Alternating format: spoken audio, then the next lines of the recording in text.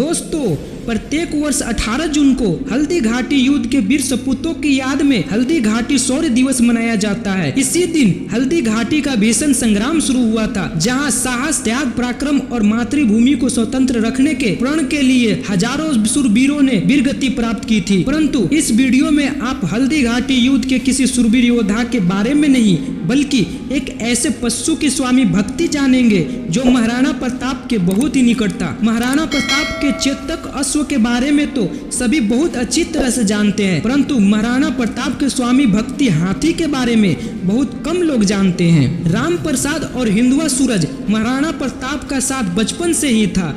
मेवाड़ी हाथियों में राम प्रसाद बहुत ही चतुर और समझदार था। राम प्रसाद इतना बुद्धिमान था कि किसी भी महावत को उसे कोई निर्देश देने की आवश्यकता ही नहीं रहती थी। राम प्रसाद जब भी युद्ध भूमि में होता था तो उस पर हमेशा 80 किलो की तलवार बांधी जाती थी। इतनी भारी तलवार लगी होने के कारण जब भी शत्रु दल का कोई घोड़ा या हाथी सामने आता था तो राम प्रसाद उन्हें बहुत ही आसानी से मौत के घाट उतार देता था। हल्दी घाटी के भीषण संग्राम में राम प्रसाद ने मुगल सेना के 13 हाथियों को अकेले ही मार गिराया था।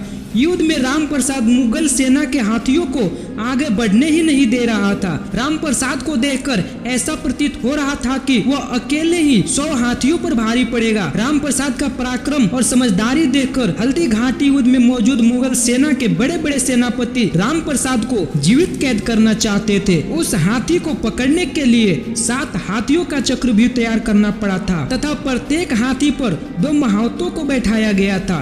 इस प्रकार 7 हाथियों पर कुल 14 महावतों को बैठाने के बाद अंततः मुगल सेना राम प्रसाद के पैरों में लोहे की बेड़ियां डाल पाई थी। उसकी वीरता और समझदारी से यह समझना मुश्किल नहीं था कि उसे उसके स्वामी ने बहुत ही उच्च प्रशिक्षण दिया होगा। महाराणा प्रताप के हाथी राम प्रसाद का जिक्र इतिहास में इतना ही मिलता है, लेकिन जनश्रुति और कुछ पुस्तकों के अनुसार बंदी बनाने के बाद बादशाही फरमान को ध्यान में रखकर राम प्रसाद को अकबर के समक्ष पेश किया गया। अकबर राम प्रसाद की कद काठी देखकर अचंभित रह गया और उसने आदेश दिया कि अब से यह मेरा निजी हाथी होगा और इसका नाम राम प्रसाद नहीं बल्कि पीर प्रसाद होगा। इसका ध्यान रखा जाए और इसकी पीठ पर शाही गद्दी पहनाई जाए। 1 हफ्ते बाद इस पर सवार होकर हम सैर पर निकलेंगे। बस फिर क्या था, बादशाही आदेश पाकर सभी राम प्रसाद की खिदमत में लग गए। कोई राम प्रसाद को गन्ने खिलाने का जतन करने लगा तो कोई उसके लिए तरबूज और केले लेकर आया, लेकिन राम प्रसाद ने किसी भी तरह के खाने को मुंह तक नहीं लगाया।